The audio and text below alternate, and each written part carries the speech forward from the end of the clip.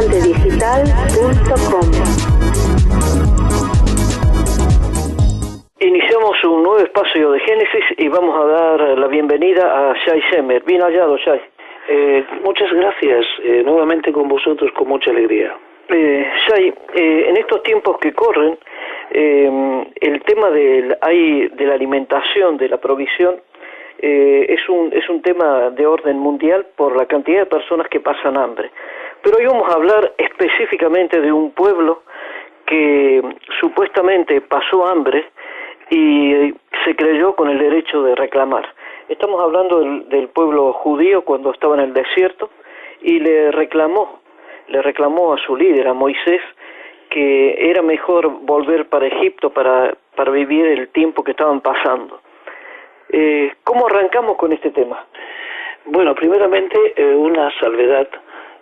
Ellos no pasaron hambre porque tenían una provisión diaria de un alimento que venía del cielo, del maná, como una semilla, como dice la palabra en Números 11:7, de culantro y su color como el color del bedelio, y el pueblo se esparcía y lo recogía y lo molía en molinos o lo majaba en morteros y lo cocía en caldera o hacía de él tortas, y su sabor era como sabor de aceite nuevo. Y cuando descendía el rocío sobre el campamento de noche, el maná descendía sobre él. Claro, el pueblo empezó a llorar, y cuando la palabra habla de pueblo y habla de gentes, está hablando de distintos grupos étnicos que se dan dentro del campamento. Antes yo quisiera decir que el libro de Números, a esta altura, y más allá, siguiendo adelante al capítulo 13 de Números, ya tenemos los espías, y prácticamente estamos a un paso de entrar en la tierra. No se esperaba escribir el libro de Deuteronomio, ya que en el libro de Levítico se dieron todas las instrucciones para entrar a la tierra. Ya de alguna manera se explicó cómo iba a ser el sacerdocio, ya que seréis un pueblo santo de sacerdotes, Levítico 19, os escogí de todos los pueblos por ser el más pequeño, o tú eres mi hijo, Israel, mi primogénito, como dice Éxodo 4:22. Es decir, está todo preparado y todo está listo, y después de haber estado prácticamente más de 1 año y 2 meses detenidos al lado de la montaña, como dice Números 10:11, después de haber presenciado uno de los espectáculos multimedia, por llamarlo así, únicos en todo el universo, cuando estuvieron allí, al lado de la montaña, en Éxodo 20:18, realizando una experiencia tremenda de ver luces y también ver las voces. Esto es una salvedad para los escuchas, ¿sí? Dice la palabra en Reina Valera, observar las voces o el estruendo. Es la única vez en la Biblia que la voz directamente se podrá observar y no oír. Esa es la mayor visión espiritual que se le permitió prácticamente a una nación completa. Esa nación está preparada para entrar de aquí a 3 días de camino a la tierra y entrar directamente en ella. Luego de presenciar todo esto y de levantarse todas las mañanas con la nube sobre el tabernáculo, es decir, imaginemos, Diego, que todos los días me froto mis ojos con la nube que está sobre el tabernáculo en mi campamento, o sea, la presencia divina, la Shekinah, el Espíritu Santo, todos los días durante 1 año y 2 meses me refriega los ojos al levantarme, al caminar y al acostarme. Yo creo que es una vivencia única que puede tener algún grupo humano con respecto a Dios mismo. Y esa nube que estaba sobre el tabernáculo, que el mismo libro de Números dice que descendió y se quedó allí por un año y 2 meses, Moisés le dice a los israelitas que deben salir ya, y como dice también capítulo 10, versículo 29, Moisés dice que ya nos vamos a aquel lugar el cual Yahvé había dicho, yo os lo daré.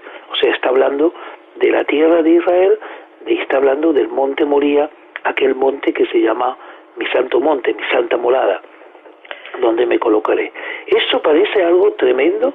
Están los israelitas preparados, santificados, vieron las voces, quiere decir que el alma pudo ver más allá de los ojos, estuvieron bajo la nube, estaban todos instruidos durante 1 año y 2 meses con la mejor teología, podemos decir, en una forma un poco burda, los mejores maestros que les estaban explicando por revelación, por espiritualidad, como Betzalel, que hizo toda gran obra, y Moisés, que trajo e instruyó a todos según el modelo que estaba en la montaña, ya estaban por entrar.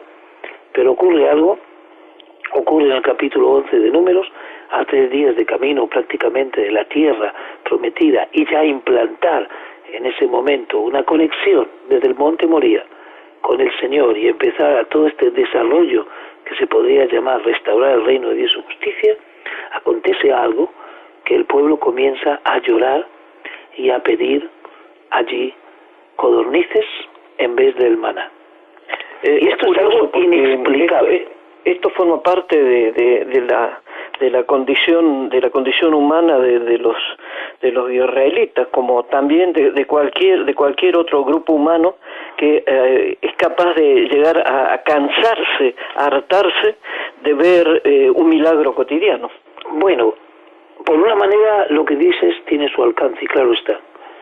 Si tratamos de escudriñar un poco más, esto no tiene ningún tipo de asidero, no tiene tampoco ningún tipo de explicación clara, porque el pueblo que está aquí no es un pueblo bandolero, está instruido por Dios, está bajo la nube, está con instructores, vieron cosas que no vio nadie, tienen revelación y tienen responsabilidad, pero tienen también algo muy discutido por muchos teólogos, y me tendrán que disculpar muchos de los oyentes, que es la libre elección.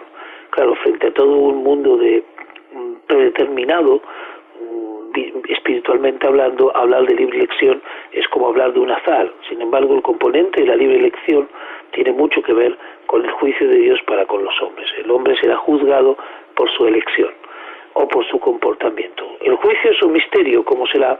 La justicia de Dios es inescrutable, pero el juicio de Dios existe para todo ser humano.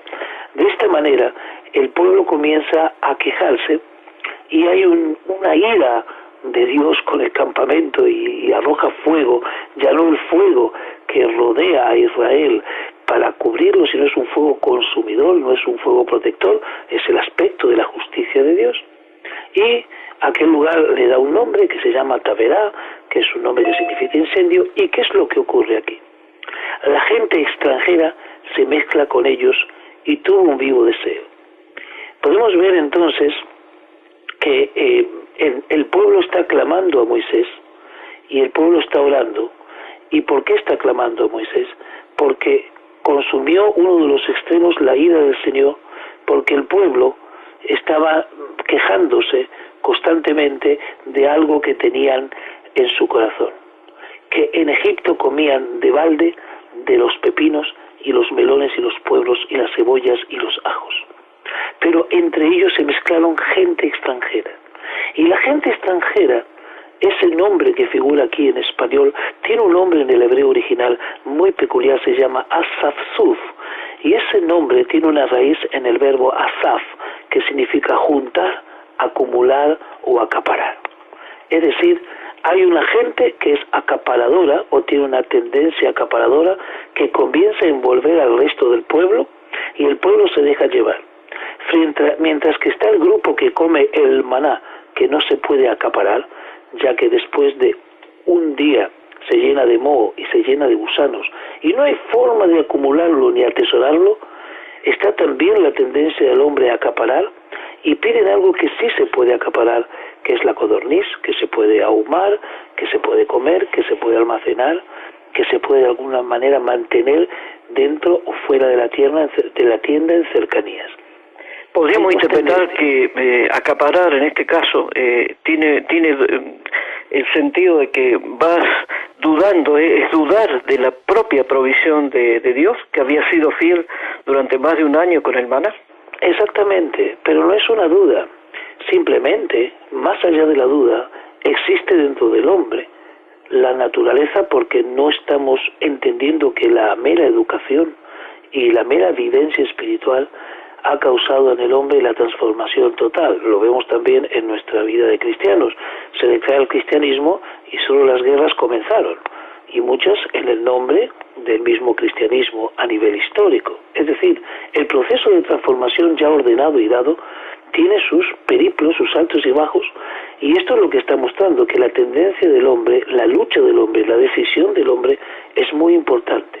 Y hay un grupo que influye sobre el otro, en dos tendencias claras, la que yo quiero llamar hoy lo que va del maná a las codornices.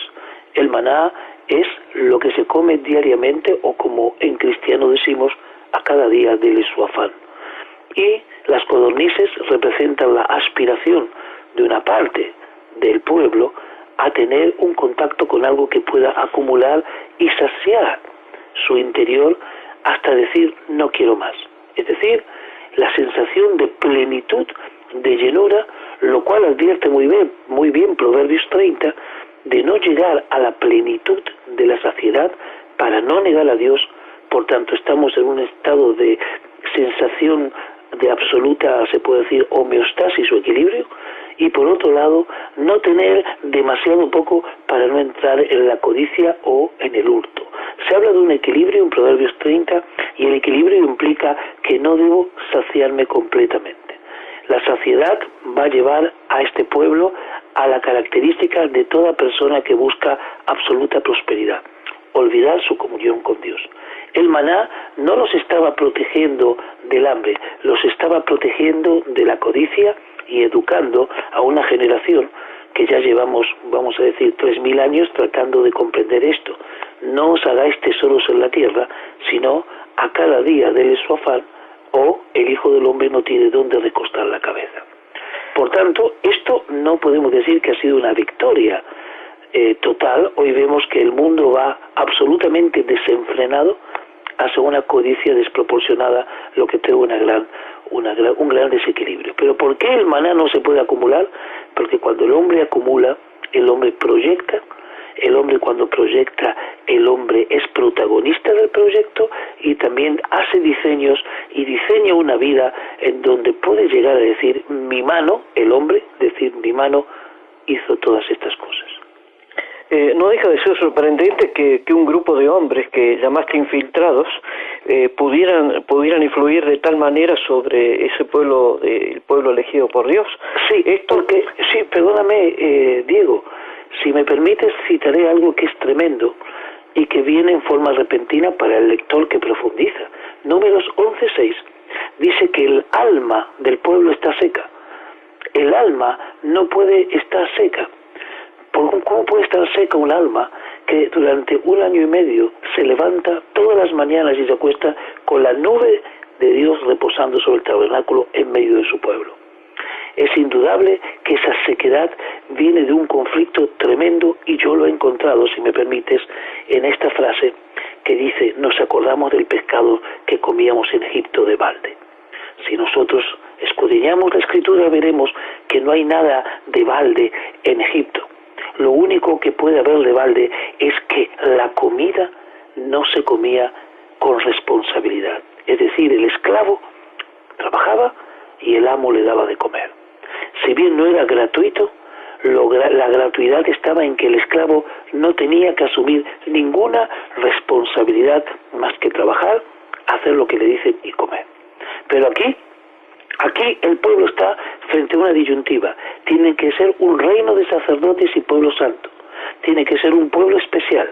Tiene que descansar los sábados. Tiene que traer justicia al mundo. Tiene que proclamar el nombre de Dios. Eso es una responsabilidad.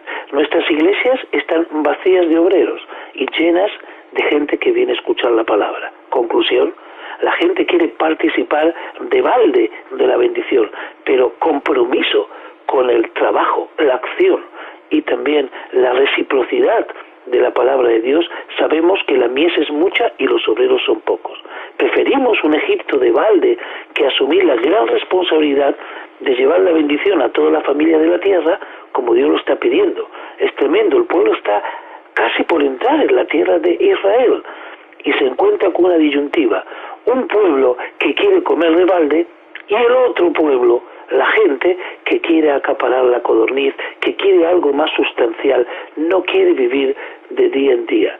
De alguna manera, la crisis de la responsabilidad y la crisis del Dios del espacio o de la acumulación hizo que estos dos grupos encadenadamente desataran una tragedia, porque después de esto viene la tragedia, ya que Dios les da según su petición. A pesar de que estamos separados por miles de años de este acontecimiento que menciona la Biblia, en cierta forma podríamos decir que estamos retratados en esta sociedad de comienzos del último milenio o del séptimo milenio. Estamos retratados por esta acción y nos olvidamos que la ira de Dios se puede desatar en cualquier momento.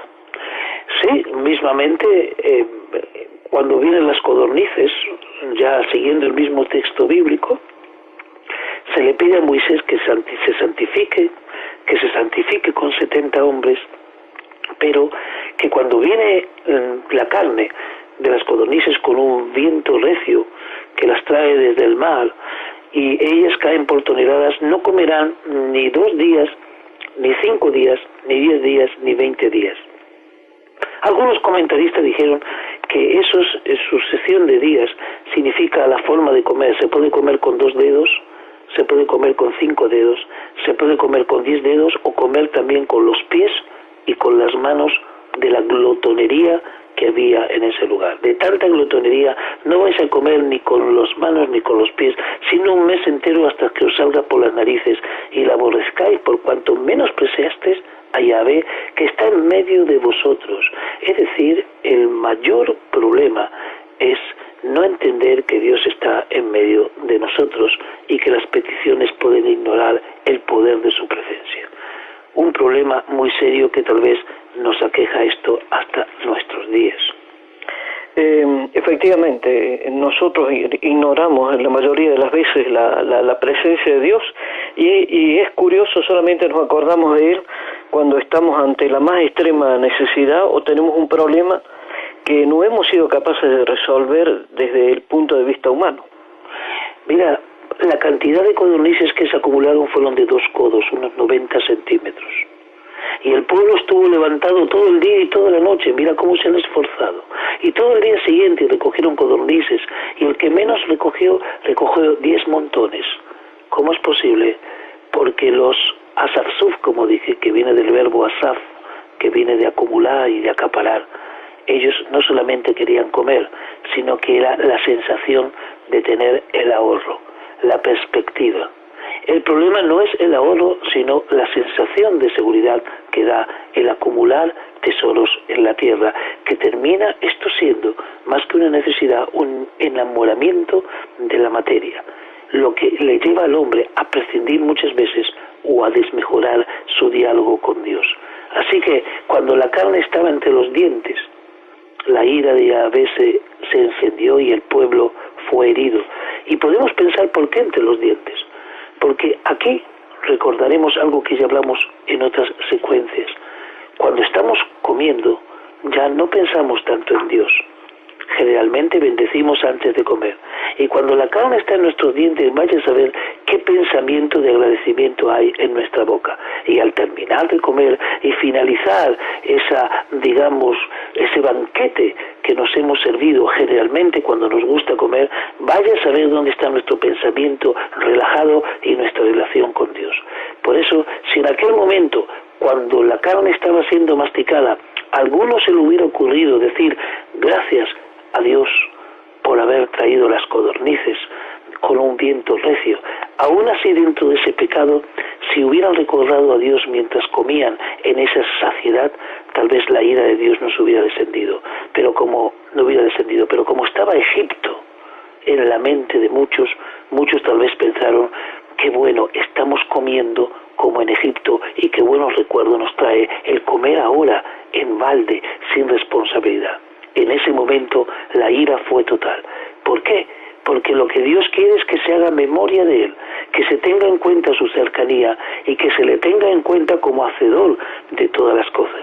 Y el hombre, cuando se sacia, tiene un riesgo muy, descubierto a través no solo de la palabra de Dios, sino de la naturaleza humana manifiesta en el devenir histórico, de que puede llegar a entrar en un egocentrismo desprovisto de toda comunión. Y aunque esto dure segundos o minutos o secuencias cortas en apariencia, esto es un mal que puede prolongar otros males dentro de la vida del hombre. Bien, podríamos decir que todos nosotros tenemos un Egipto en algún lugar de nuestro corazón, de nuestra alma. Principalmente por el hecho de que nos encantaría comer de balde, es decir, vivir y trabajar sin tanta presión, sin responsabilidad, sentarme a escuchar una oración o un mensaje bíblico sin que me estén señalando con el dedo o me cuestionen algún accionar. Manejar mi economía de una manera que no me presionen para comprometerme económicamente con nada, y menos aún con cosas que tal vez me lo exigen que lo haga de corazón y además con voluntarismo. De alguna manera, el tener una responsabilidad limitada y el desgajarse de las cosas, eso está dentro de la anatomía humana y de la estructura espiritual del hombre que proviene de la misma caída del Edén. Y esa degradación va en aumento, el hacer las cosas en balde. Así que Moisés, siendo el hombre más manso de la tierra y lleno del Espíritu, Dios lo sigue utilizando para luchar contra esa naturaleza que creo que hasta hoy, aunque la victoria está proclamada desde el comienzo y a través de la cruz con la reconciliación que Cristo ha ofrecido, aún así estamos en un proceso, en un dolor de parto con muchos altibajos. Indudablemente que la victoria es del Señor, pero veremos todavía muchas peripecias de este proceso y muchas contracciones dolorosas que muchas veces a muchos les harán dudar si estamos en el camino correcto. Es indudable que sí, pero vemos que la tendencia humana sigue adelante, es decir, colocar la soberanía en el tiempo y el espacio de Dios y colocar en eso una confianza. Aún así, repito, si la carne está entre los dientes, aún así podemos salvar la situación diciendo, bueno Señor, si esta codorniz llegó por mi codicia, aún así te agradezco porque sé que solo tú la has traído a mi boca. En ese momento podríamos tener, digamos, una especie de compensación expiatoria, pero ni aún así el hombre es incapaz en un estado de saciedad tener una comunión, digamos, benévola con su Creador. Has nombrado a Moisés y nos podemos hacer cargo de todo el sufrimiento de ese hombre, que la Biblia dice que es el hombre más manso, y tener que afrontar las peticiones injustas de su pueblo. Era tan manso que había en él tanta llenura del Espíritu Santo que a los 70 que le siguieron le bastó al Señor repartir del Espíritu que él tenía dentro de ellos. La llenura lo produce indudablemente la mansedumbre más la obediencia a Dios produce realmente una capacidad de albergar una espiritualidad muy alta. Por eso, como hemos dicho en otros programas, se puede creer, se puede seguir a Dios y hacerlo en oposición, como dice Levítico 26-21. Se puede seguir a Dios en oposición. Y eso trae 7 plagas, indudablemente, superación de nuestras fuerzas y el mal que nos puede aquejar 7 veces superior a nuestra propia capacidad de absorber. Así que Moisés en este caso no va en oposición, sino que su mansedumbre le ahueca su interior y en ese hueco existe la libertad de esa llenura. Por eso Moisés se queda sorprendido de todo esto, pero no nos olvidemos que el Señor no hizo una selección natural. Mezcló al pueblo, mezcló a los israelitas que salen de la esclavitud, lo mezcló con los egipcios y de eso está conformando esta amalgama que Dios está preparando para que se creen las bases de la venida del Mesías. Esta es la voluntad de Dios y no nos olvidemos que toda esta secuencia es importante porque después vendrá en tiempo de Pentecostés, que es el tiempo que estamos viviendo ahora, una Ruth, la moabita, que con su sangre moabita mezclará con la sangre de Boaz y de estos serán los bisabuelos de David, del cual viene el Mesías. Esa mezcla étnica, sanguínea, cultural, está indudablemente dándonos a entender que lo mejor que Dios va a hacer lo hará cuando junte las cosas que parecen incompatibles. No obstante, aquí el problema está que una parte no reconoce la soberanía de Dios. Y este es el gran problema que tenemos desde el comienzo.